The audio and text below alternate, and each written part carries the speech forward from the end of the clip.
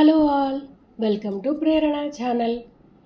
మనం కిందటి ఎపిసోడ్లో అనుకున్నాం కదండి, రిలేషన్స్ మెయింటైన్ చేయడానికి, అంటే ఫ్రెండ్షిప్ కావచ్చు, ఏదైనా కావచ్చు. కొంతమంది ఉంటారు, వాళ్ళకి చాలామంది ఫ్రెండ్స్ ఉంటారు. అలాగే వాళ్ళు కూడా చాలామందితోటి ఫ్రెండ్లీగా ఉంటారు. వాళ్ళు అలా ఎలా ఉండగలుగుతున్నారు అని మీకు అనిపించింది అనుకోండి, ఏం లేదు, పరమాత్మ చెప్పిన ఈ కొన్ని చిన్న సింపుల్ టెక్నిక్స్ని ఫాలో అవ్వండి. మీరు కూడా అందరితోటి హాయిగా ఫ్రెండ్లీగా ఉండగలరు. అవేంటో తెలుసుకుందామా? ఫస్ట్ టెక్నిక్ ఏంటి తెలుసా? మన మనసు ఎలా ఉండాలి అంటే, సుహృన్మిత్రార్యుదాసీన మధ్యస్థ ద్వేష్య బంధుషు సాధుష్వపి చ పాపేషు సమబుద్ధిర్విశిష్యతే. మనం కిందటి ఎపిసోడ్ అనుకున్నాం కదా, సమబుద్ధి అని. అంటే సమానమైన భావన ఉండాలి అంటున్నారు. ఎవరి మీద? సుహృత్, ఎవరో ఒకళ్ళు వచ్చి ఊరికే మనకి హెల్ప్ చేస్తూ ఉంటారు, వాళ్ళ మీద. అలాగే మిత్ర, ఫ్రెండ్స్ మీద. అరి, శత్రువుల మీద. అంటే ఎప్పుడు మన ఏదో ఒకటి అందామని ఎదురు చూస్తూ ఉంటారు, ఏదో అక్కర్లేని కోపం పెట్టుకుంటారు, అలాంటి వాళ్ళ మీద. ఉదాసీన, కొంతమంది ఉంటారు, ఏం మాట్లాడరు, ఏం చేయరు, కామ్గా ఉదాసీనంగా ఉంటారు, వాళ్ళ మీద. మధ్యస్థ, కొంతమంది ఉంటారు, ఎవరైనా ఇద్దరు గొడవలు అవుతున్నా కానీ ఏమైనా కానీ మధ్యలో వెళ్ళి సర్ది చెప్పడానికి ప్రయత్నం చేస్తూ ఉంటారు, అలా మధ్యస్థ వాళ్ళ మీద. ద్వేష్య అంటే ఎవరో మనకి ఏదో ఎప్పుడో ఒకసారి బాగా, వాళ్ళంటే మనకి బాగా కోపం వచ్చేస్తుంది, మనకి వాళ్ళని చూస్తేనే చిరాకు, అలాంటి వాళ్ళ మీద. బంధుషు అంటే మన రిలేటివ్లందరూ, అంటే ఏదో ఒక సంబంధంతో మనకి ఉపకారం చేద్దాం అనుకునేవాళ్ళు అని. సాధుష్వపి, మంచి వాళ్ళ మీద. పాపేషు, చెడ్డవాళ్ల మీద. సమబుద్ధిర్విశిష్యతే, సమబుద్ధిని కలిగి ఉండాలి అని చెప్తున్నారు. ఇంకా ఏమంటున్నారు తెలుసా పరమాత్మ? ఆత్మోపమ్యేన సర్వత్ర సమం పశ్యతి అర్జున, సుఖం వా యదివా దుఃఖం సయోగి పరమో మతః అంటున్నారు. అంటే ఏంటి?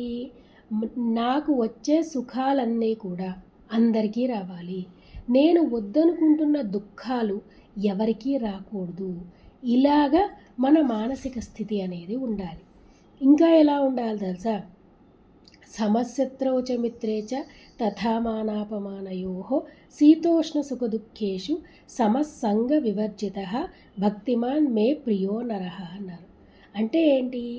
ఎవరి మనస్సు అయితే శత్రువుల మీద మిత్రుల మీద సమానంగా ఉంటుందో, ఇది ఎలా కుదురుతుంది? తథా మానాపమానయోః, ఎవరైనా పొగిడినా కానీ ఎవరైనా తిట్టినా కానీ సమానంగా తీసుకోగలగడం. అంటే ఏం లేదండి, ఇప్పుడు ఫ్రెండ్స్ ఉన్నారు, మనం ఏ చిన్న పని చేసినా కానీ మనం పొగుడుతూ ఉంటారు కదా, వాళ్ళు పొగిడినప్పుడు పొంగిపోకుండా, నా అంతటి వాళ్ళు లేడు అని అనుకోకుండా ఉండడం. అలాగే కొంతమంది ఉంటారు, ఏంటి, మనని తిట్టడమే ఏదో పనిగా, ఎప్పుడూ విమర్శించడమే పనిగా పెట్టుకుంటారు. వాళ్ళు అలా విమర్శించినప్పుడు కూడా కుంగిపోకుండా ఉండడం. ఈ రెండు ప్రాక్టీస్ చేసామనుకోండి, మనం మిత్రుల మీద శత్రువుల మీద సమానమైన దృష్టి అనేది సాధించుకోగలమా? పరమాత్మ ఇంతకు ముందు చేసి చెప్పినట్టు తప్పకుండా చేయగలం. అలాగే శీతోష్ణ సుఖ దుఃఖేషు అంటే ఏంటి? ఏదైనా వేడి అంటే సుఖం కానీ దుఃఖం కానీ, శీతం కానీ ఉష్ణం కానీ, వీటి మీద సమభావాన్ని ఎవరైతే పెట్టుకుని సమసంగ వివర్జిత, అంటే వాటితోటి రెండింటినీ సమానంగా తీసుకోగలగరలో వాళ్ళే భక్తిమాన్ మే ప్రియో నరః అంటున్నారు. అలాంటి వాళ్ళే నాకు చాలా ఇష్టమైన వాళ్ళు అంటున్నారు. మనం ఇంతకుముందు ఎపిసోడ్లో చెప్పుకున్నాం కదా, మనం ఈ లక్షణాలను ప్రాక్టీస్ చేసామనుకోండి, పరమాత్మకి మనం చాలా ఇష్టమైన వాళ్ళం అవుతాము. At the same time relations maintain చేయడంలో కూడా మీరు ఒకసారి ఆ సమస్థితి అనేది మెల్లగా ప్రాక్టీస్ చేస్తూ ఉన్నారనుకోండి, ఏమవుతుంది? అన్నింటినీ సమానంగా తీసుకోగలుగుతారు. సో ఏంటి? అందరితోటి ఫ్రెండ్లీగా ఉండగలుగుతారు. మీరు ఒకసారి ఫ్రెండ్లీగా ఉన్నారనుకోండి, వైస్ వర్సా వాళ్ళు కూడా మీతోటి ఫ్రెండ్లీగా ఉండగలుగుతారనమాట. అయితే మీకు ఇదంతా విన్నాక ఒక డౌట్ వస్తుంది, అమ్మో, ఇంత సాధన అనేది మనం చేయగలవా?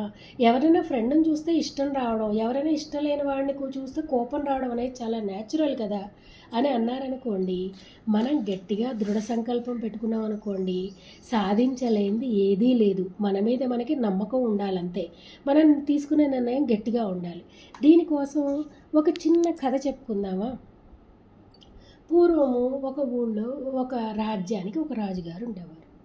ఆయనకి ఏంటి, ఇద్దరు అబ్బాయిలు. అయితే అందులో చిన్న అబ్బాయిని ఏం చేస్తారు అంటే, వాళ్ళ మావయ్య దత్తత తీసుకుని వాళ్ళ రాజ్యానికి తీసుకెళ్ళిపోయి అక్కడ పెంచుతారు. ఈలోగా ఏమవుతుంది, ఇక్కడ పెద్ద అబ్బాయి ఉన్నాడు కదా, ఆ పెద్ద అబ్బాయి పెరిగి పెద్ద అవుతాడు. కానీ సింహాసనం ఇస్తావు, రాజ్యం ఇస్తావు అనేటప్పటికీ ఆ అబ్బాయి అంటాడు, నాకు రాజ్యం చేయాలని ఇంట్రెస్ట్ లేదు, నేను ఇప్పుడే తపస్సుకి వెళ్ళిపోతున్నాను అని చెప్పి ఆ అబ్బాయి వెళ్ళిపోతాడు. ఎట్ ద సేమ్ టైం ఏమవుతుంది, అక్కడ ఈ రెండో అబ్బాయిని వాళ్ళ మాయ తీసుకెళ్లారు కదా, దత్త తీసుకెళ్ళి రాజుని చేస్తా అని. ఆ మాయకు ఒక కొడుకు పుట్టేవాడికి మాయ ఏం చేస్తాడు, వెనక్కి పంపించేస్తాడు. అంటే ఇప్పుడు పిల్లలు రాజ్యం సింహాసనం ఇవ్వడానికి కదా, సో వెనక్కి పంపించేస్తాడు. అలా చిన్న అబ్బాయి ఇక్కడికి మళ్ళీ తండ్రి దగ్గరికి వచ్చేస్తాడు. సరే రాజుగారు అనుకుంటారు, పోన్లే పెద్ద అబ్బాయి వెళ్ళిపోతే వెళ్ళిపోయాడు, చిన్న అబ్బాయి ఉన్నాడు కదా, ఇతనికే సింహాసనం అప్పచెప్దాము అని అనుకుంటారు. కానీ ఈ చిన్న అబ్బాయికి ఏమవుతుంది, కొన్నాళ్ళు ఇక్కడ పెరగడం, మళ్ళీ అక్కడ పెరగడం, మళ్ళీ ఇక్కడికి రావడం, దీనివల్ల ఒక రకమైన డిస్టర్బెన్స్ అనేది వస్తుందన్నమాట. వచ్చి ఏ పని మీద ఇంట్రెస్ట్ ఉండదు, ఏది నేర్చుకోడు, కనీసం చదువు నేర్చుకోడు, విద్య నేర్చుకోడు, ఏది నేర్చుకోడు. ఇప్పుడు ఏవీ రాకుండా రాజే ఏం చేస్తాడు, ప్రజలు పరిపాలించాలంటే అన్ని రకాల యుద్ధ విద్యలు అన్నీ రావాలి కదా. ఈ రాజుగారికి ఇది ఒక పెద్ద తలనొప్పి వ్యవహారంలా తయారవుతుంది. ఈ అబ్బాయిని ఎలాగా అన్ని రకాలుగా ట్రైనింగ్ చేయాలి, రాజసింహాసనం ఎలా ఇవ్వాలి అని. సరే మంత్రుల్ని సలహా అడుగుతాడు, ఏం చెయ్యాలి అంటే. ఒక మంత్రి అంటారు, ఊరి చివర ఒక మంచి గొప్ప సాధువు ఉన్నారండి, ఆయన ఎటువంటి ప్రాబ్లమ్స్కైనా కానీ సొల్యూషన్ ఇవ్వగలరు, మనం ఒకసారి ఆ సాధువు దగ్గరికి వెళ్దాము అంటారు. సరే రాజుగారు ఆ సాధువు దగ్గరికి వెళ్తారు. వెళ్ళి ఏమంటారంటే, ఏంటి నీ సమస్య అంటే, ఇలాగ మా చిన్నబ్బాయి ఏమీ నేర్చుకోవట్లేదు, ఏ పని మీద ఇంట్రెస్ట్ లేకుండా ఉన్నాడు, ఇప్పుడు వాడిని అన్ని రకాలుగా ట్రైనింగ్ చెయ్యాలి, సింహాసనం ఇవ్వాలి, ఏం చేయాలో నాకు అర్థం కావట్లేదు అంటారు. అయితే సాధువు ఏమంటాడంటే, ఒకసారి రాజుని చూసి ఒక పని చెయ్యి, నువ్వు ఒక పులికి మీసాలు ఉంటాయి కదా, ఆ మీసాలు 1-2 కత్తిరించి నా దగ్గరికి తీసుకురా, అయితే అది మెలకుగానే ఉండాలి, నిన్ను చూస్తూనే ఉండాలి, అలాంటప్పుడు తీసుకొచ్చి నాకు ఇవ్వు, తర్వాత ఏం చేయాలో నేను చెప్తాను అంటాడు. రాజుగారికి ఇంకా భయం వేస్తుంది, ఓయమ్మ నేను ఒక ప్రాబ్లం కోసం వెళ్తే ఆయన ఇప్పుడు మీసాలు తీసుకురా అంటాడేమిటి, దానికి దీనికి లింక్ ఏంటి అని. అయినా కానీ అందరూ ఏమంటారు, మిగతా మంత్రులు, కాదు ఆ సాధువు దగ్గర చాలా మహిమలు ఉన్నాయి, మీరు ఎలాగోలా మీసాలు అనేవి సంపాదిస్తే సొల్యూషన్ అనేది అతను డెఫినెట్గా చేస్తాడు అని చెప్తారు. సరే సాధువు మీద నమ్మకంతో ప్రయత్నం చేద్దామని ఒక నిర్ణయాన్ని తీసుకుని రాజ్యానికి వెళ్ళిపోతాడు. సరే ఆ రాజుగారు ఏం చేస్తారంటే, కొన్ని రకాల ఉద్యానం వాళ్ళది ఉంటుంది కదా, గార్డెన్లో కొన్ని జంతువులు పెంచుతారు, దాంతోపాటు ఒక పులిని కూడా పెంచుకుంటూ ఉంటే ఆ పులిని కాపలాకు ఒక అతను ఉంటాడు కదా సంరక్షణకి, అతన్ని వెళ్ళి రాజుగారు అడుగుతాడు, ఈ పులి లక్షణం ఏంటి అని. అమ్మో ఈ పులికి చాలా కోపం అండి బాబు, చాలా ఫెరోషియస్, ఇది దగ్గరికి వెళ్ళామా గట్టిగా అరుస్తూ ఉంటుంది, అందుకని నేనే దగ్గరికి వెళ్ళను, దూరం నుంచే దానికి ఆ మాంసం అనేది ఇస్తూ ఉంటాను అని చెప్తాడు. సరే రాజుగారు ఈ పులి మీసాలే తీసుకోవాలని గట్టిగా నిర్ణయించుకుని దీనికోసం ఒక ప్లాన్ చేస్తాడు. ఏం చేస్తాడు, ముందర ఏమంటాడంటే, రోజు ఆ పులిని సంరక్షించేవాడు దూరం నుంచి మాంసం విసిరేస్తున్నాడు కదా, తర్వాత రాజుగారు ఏం చేస్తారు అంటే, రోజు ఆ మాంసాన్ని, ఆ ఫుడ్ని పులికి ఇవ్వడం ఆయనే స్టార్ట్ చేస్తాడు. ఇలా ఒక 15 రోజులు అయ్యేటప్పటికి పులికి అర్థమవుతుంది, ఓహో ఈ రాజుగారు నాకేం అపకారం చేయరు, లేదు ఈ మనిషి నాకు ఫుడ్ ఇవ్వడానికే వస్తున్నాడు అని కొంచెం గుర్తుపడుతుంది. తర్వాత ఇంకో 15 రోజులయ్యాక ఏం చేస్తాడు, మెల్లగా తనే చేత్తో దానికి ఆహారం ఇవ్వడం అనేది మొదలుపెట్టేవాడికి అప్పుడు కూడా పులికి అర్థమవుతుంది, ఓహో ఇతను మనకి ఫ్రెండే, మంచివాడే, నన్నేం చెయ్యడు అని చెప్పి అతని చేతుల్లోని ఆహారాన్ని తీసుకుని తినడం మొదలెడుతుంది. ఇలాగా 1-2 నెలలు అవుతాయి. తర్వాత మెల్లగా ఒక నెల అయ్యాక దాని తల నిమరడం, అంటే అది తింటున్నంతసేపు దాని తల నిమరడం అనేది స్టార్ట్ చేస్తాడు.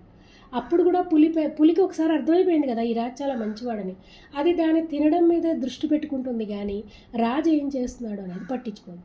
ఇలా చేసి మెల్లగా ఒక 2 నెలలు అయ్యాక రాజుగారు ఏం చేస్తారు, సింపుల్గా ఒక చిన్న చాకు తీసుకెళ్ళి అది తింటున్నప్పుడు దాని మీసాలో 2 కట్ చేసి జేబులో పెట్టుకుని తెచ్చేసుకుంటారు.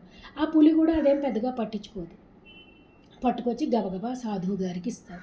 ఇగోండి మీరు అడిగిన పులి మీసాలు తెచ్చాను నేను, మీరు ఇప్పుడు ఏం చేస్తారో చెప్పండి అంటారు. అంటే ఆ సాధువు ఏం చేస్తాడు, ఆ మీసాలు తీసుకెళ్ళి మంటల్లోకి విసిరేస్తాడు. రాజుగారికి ఆశ్చర్యం వేస్తుంది, ఇదేంటి నేను ఇంత కష్టపడి తెచ్చిన మీసాలను ఇలా మంటల్లోకి విసిరేసారేంటి అని. అయితే అప్పుడు ఆ సాధువు అంటారు, మహారాజా నీకు ఇప్పుడు సొల్యూషన్ అర్థమైందా, నువ్వేం చేయాలో అర్థమైందా అంటారు. రాజుగారు అంటారు, ఒకసారి వివరంగా చెప్పండి మహానుభావ అంటారు. అంటే సాధువు అంటారు, ఇప్పుడు పులి మీసాలు తేవడం అనేది చాలా కష్టమైన పని. అయినా కానీ నువ్వేం చేసావు, దానికోసం సాధన చేసావు, జాగ్రత్తగా ఒక ప్రణాళిక అంటే ఒక ఇది వేసుకుని రోజు ప్రాక్టీస్ చేసి చేసి చేసి పులినే లొంగ తీసుకుని దాని మీసాలు తీసుకొచ్చావు. ఇప్పుడు అంత కష్టమైన పని చేయగలిగిన వాడివి నువ్వు మీ అబ్బాయిని మెల్లగా లైన్లో పెట్టుకోవడం అనేది నీకు పెద్ద పనేం కాదు కదా. ముందరేంటి, ఆ అబ్బాయితోటి ఫ్రెండ్లీగా ఉండు, లేకపోతే ఆ అబ్బాయితో మాట్లాడుతూ ఉండు, ఫ్రెండ్లీగా ఉండు. తర్వాత మెల్లమెల్లగా ఏం చేస్తావు అంటే అతన్ని చదువుకుందుకు ఒప్పించుకు, అన్ని విద్యలు నేర్చుకుందుకు ఒప్పించు.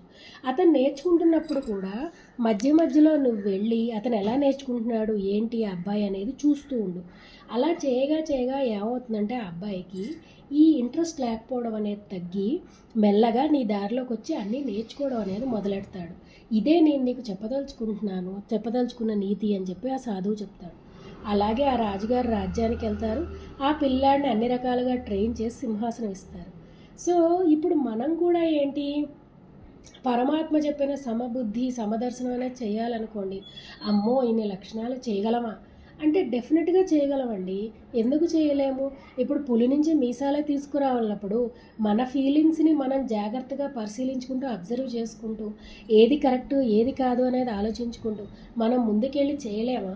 ఒకసారి కనుక మనం అలా అందరిలోనూ సమానత్వాన్ని చూడడం అలవాటు చేసుకున్నాం అనుకోండి, డెఫినెట్గా అందరూ మనకి ఫ్రెండ్లీగానే ఉంటారు.